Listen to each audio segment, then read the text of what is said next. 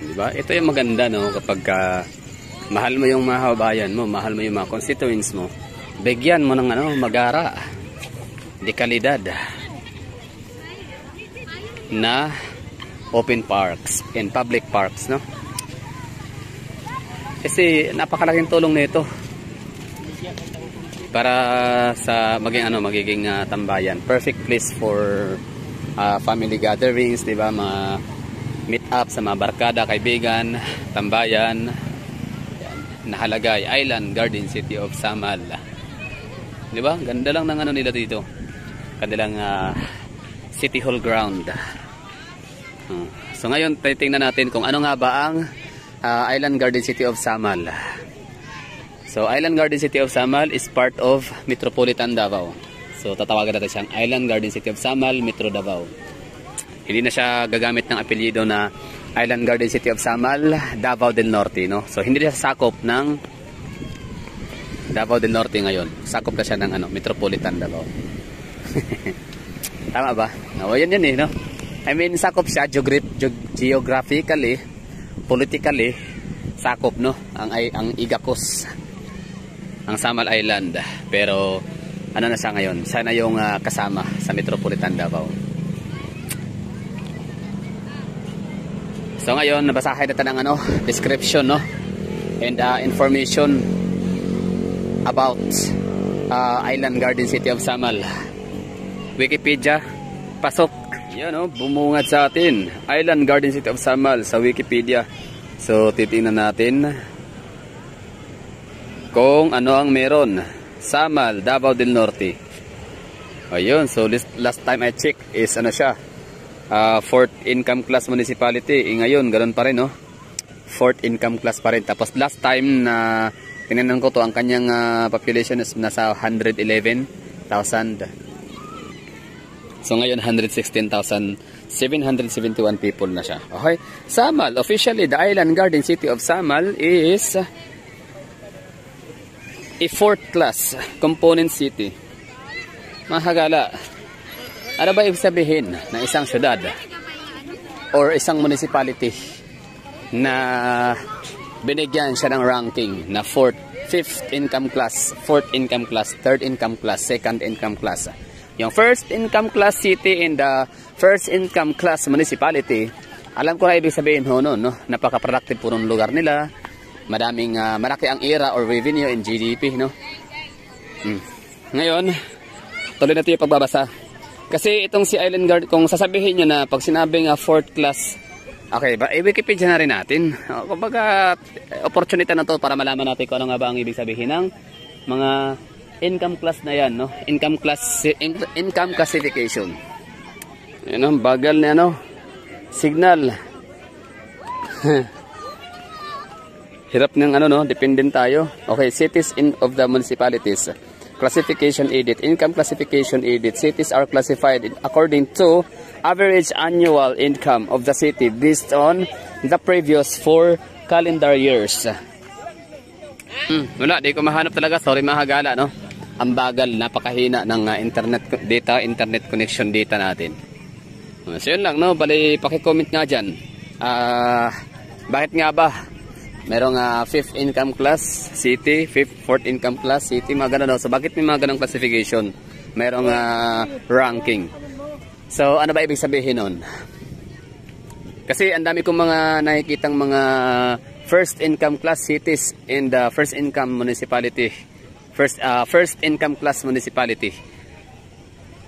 So minsan merong mga naririnig na parang associated siya na it's a sign of corruption. Second is a sign of leader incompetence, di ba?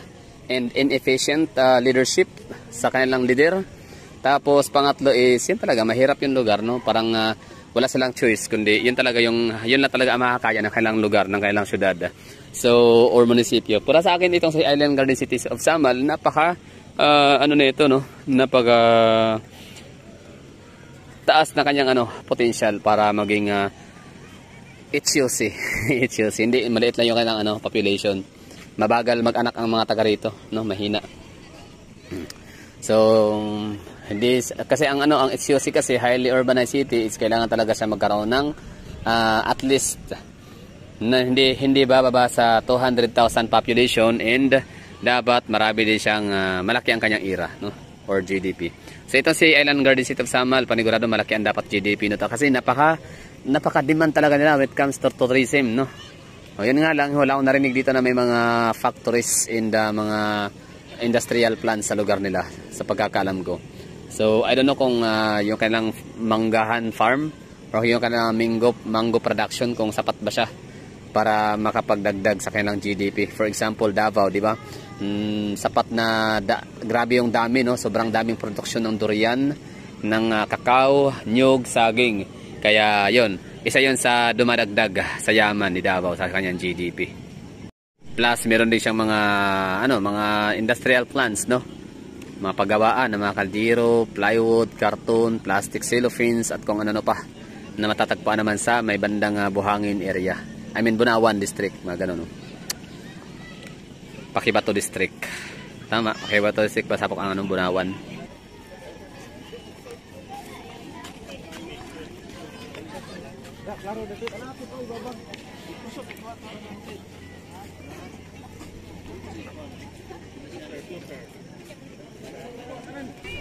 So tuloy natin yung pagbabasa ng Wikipedia ni Island Garden City of Samal.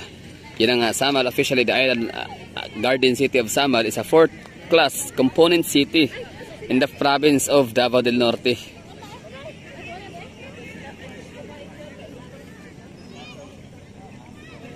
Okay, so asan ba siya located, no? Country, Philippines, Davao Region, province of Davao del Norte, 2nd district.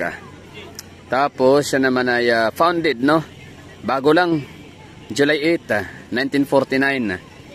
I mean 1948, kaya pala wala siyang mga historical artifacts, historical sites and mga artifacts, no, sa lugar nila. Kasi hindi nga pala siya luma, no? Same with Davao City. Kailan ba Davao City? Parang 1800s ang Davao, no, founded anyway. Tsaka na yan, hirap makahanap ng ngayon, makahanap ng sagot sa Wikipedia kasi napakabagal ng internet data ko dito. Ngayon, so balikan natin yung description, no.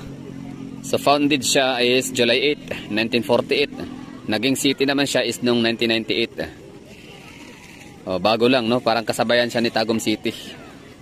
Okay, meron siyang 46 barangays, napakalawak, napakalaki nun. Ang mayor dito is si Al David T. Oy. I don't know kung kaano-ano niya si Oy ng mga taga-Tagum City, may-ari ng Metro Shuttle Bus or Davao Metro Shuttle Bus or DMS.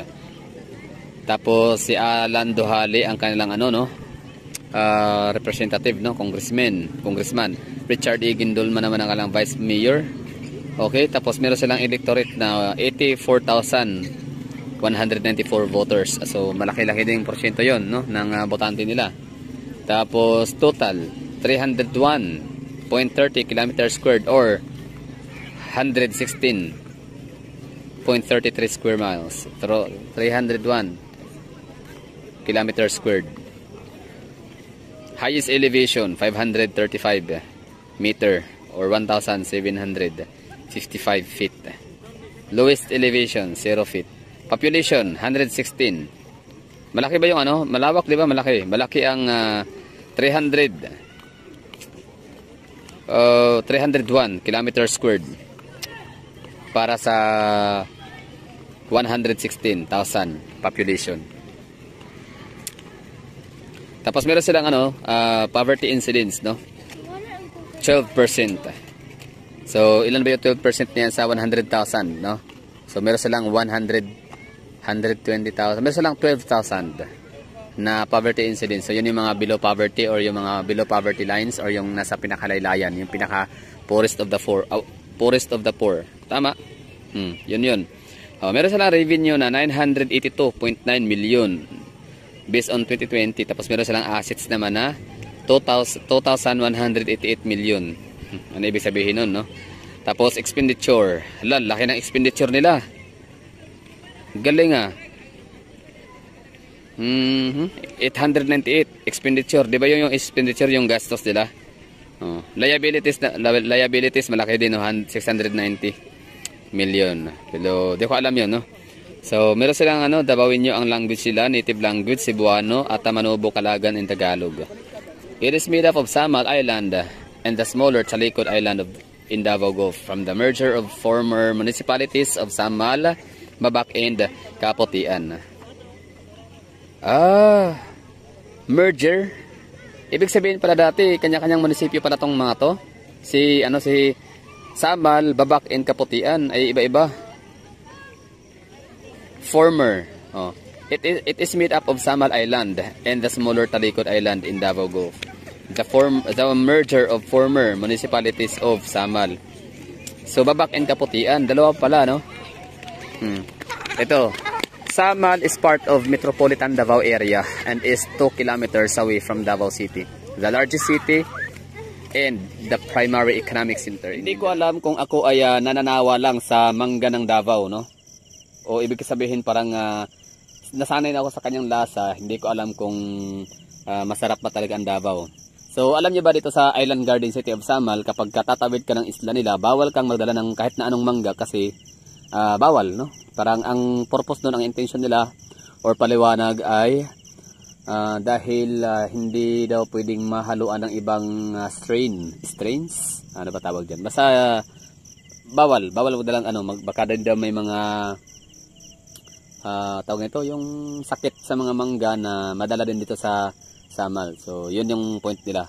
So maliban sa bawal magbitbit ng lechong baboy or lechon na baboy or baboy dito sa Samal galing Davao, so mangga rin ay mahigpit na ipinagbabawal, no. Kino-confiscate talaga yan kapag merong makita upon checkpoint, no, papunta dito sa isla.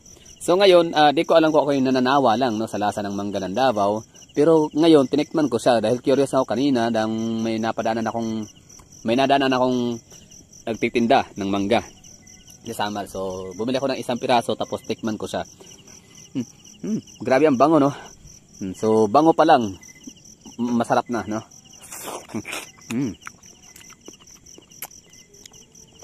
Lalo na no tinikman.